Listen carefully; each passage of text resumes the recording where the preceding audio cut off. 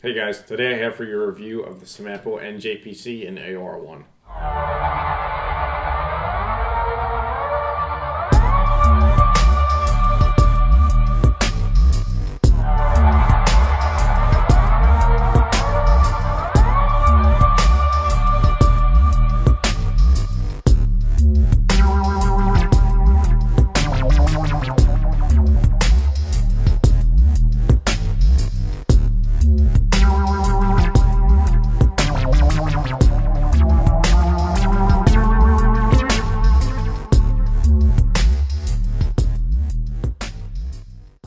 Alright, so the JPC was originally designed by Cry Precision.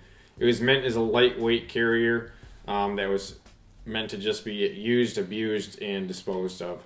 It was relatively cheap to manufacture and offered the lightweight capabilities and characteristics that operators in the field were looking for.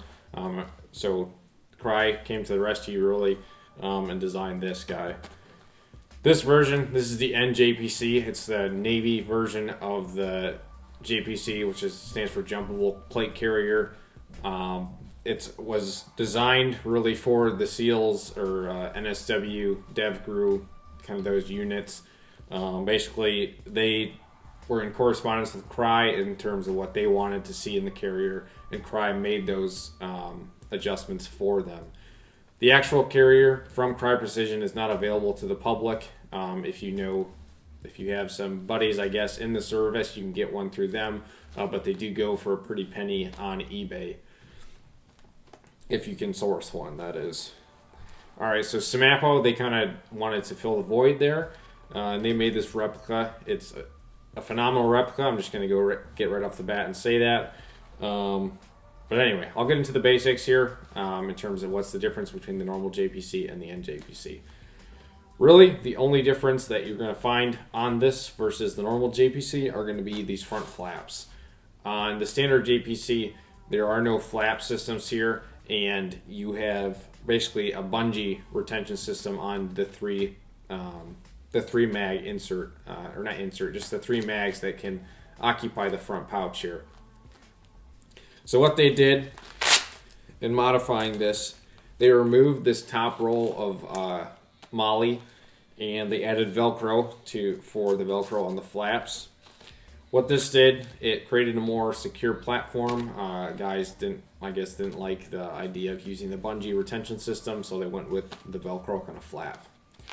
One cool feature about these flaps that Cry is kind of known for, at least in their pouches, is that on this bottom section of the flaps, Cry has a little inner sort of tubing or webbing, a little piece of plastic there, and that's just for better retention, or not retention, better ability to just grab this in a high stress environment. So that's a cool feature. Semapo, they replicated it to a T. They included that in this, which is really cool. This pattern, this is AOR1. Again, this is not generally available to the public. You can find it on eBay nowadays fairly readily, but again, it's going to cost you a little bit more because it is an NSW restricted item or camouflage.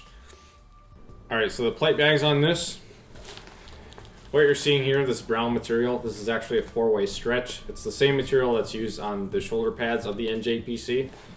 What this allows, it allows a weight reduction for the plate carrier itself, and then it also allows for a little bit more adjustability in terms of plate sizes.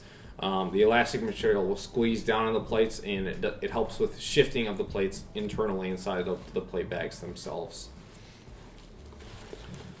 Right here, you'll see this mesh material. This is actually in the front and the rear of the plate bag. What this does, it helps with breathability for the plate carrier, and then it's a little bit padded.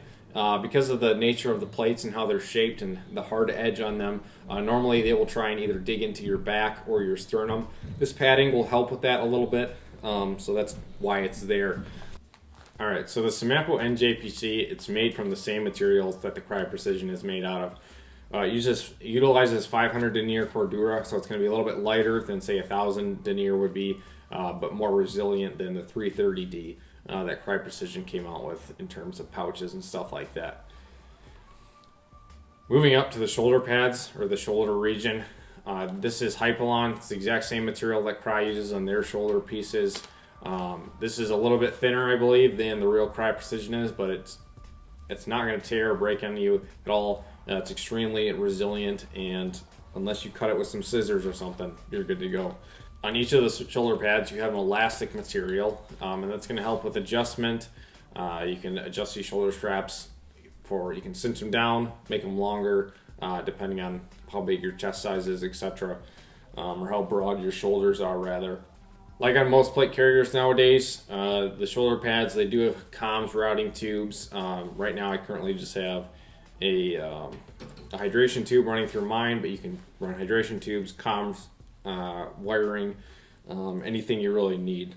Up front in the insert, you can hold 3 AR magazines. That's nice, again, and you also have MOLLE up front here for attaching additional pouches, whether it's AR pouches, pistol magazine pouches, 40mm pouches, anything you really can dream of, you can mount on here. The cummerbund system, it's a 3-band skeletal cummerbund. So what that does, it reduces weight. It also allows for heat dissipation, which is nice, especially nowadays overseas in Afghanistan and those places where it can get fairly warm or hot during the day. Very cool feature about this is because it's a 3-band instead of having fabric on the inside. What this does, it allows 2 insertion points really for your webbing on your pouches. So you can mount a pouch externally or facing externally, or you can also mount one on the inside of the band as well. So that way you can kind of maintain a slimmer profile or something that's not really going to snag on anything, depending on what your operation or whatever it is that you're doing at the time.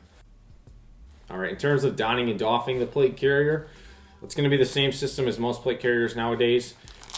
Up front, you have this Velcro flap, and then you have 2 Velcro flaps on the actual cummerbund itself. And that's going to secure it. On the back, you have an adjustment feature including shock cord. You can adjust that, take it out, extend the cummerbund however you want in case you need a little bit more room in the waist area. So up here at the top of the plate carrier, you have an internal admin pouch. It's a great feature in my opinion. Inside of that, you can store papers, maps, anything you may need for whatever you may be doing. And then also inside of that, you do have elastic retention loops for whatever you want, a flashlight, pens, batteries, anything really. One thing to note, if you're a smaller guy, the Semapo NJPC is currently sized for a large plate. Right now I have kind of medium or small Team Wendy training plates. They are a little bit loose, as you can see here. There's a little bit of extra material on the top, but they do work. You can fit a smaller plate in it, but it is ideally sized for a large plate. If you guys are looking for a plate carrier, I would definitely check out Semapo, whether it's this one or any of their other carriers for that matter. They make a fantastic product. I would honestly trust them beyond airsoft. But if you're looking to do kind of a DevGru or an NSW inspired seal kit, this is a great plate carrier for it. It's relatively inexpensive, and for the quality you're getting, it's an unbelievable deal. Alright guys, thanks for watching. If you haven't already, please subscribe to my Facebook page and my Instagram channel. Facebook's going to be Carvona Videos, and Instagram's going to be Carvona_videos. If you want to stay current with me and what I'm doing outside of this channel, I'm currently working for a business called Barracks 616. It's an indoor gun range and gun store. I'm doing sales work for them as well as being their media guy. So I post pictures of guns on their Facebook page, their Instagram page. I'll put links to all that in the description, and then I'll also be having some videos coming out hopefully soon on their YouTube channel, which hasn't really been started yet, but will be hopefully soon. So if you haven't already, like what I just said, do whatever you want. I'm not in charge of you, but thanks for watching, guys.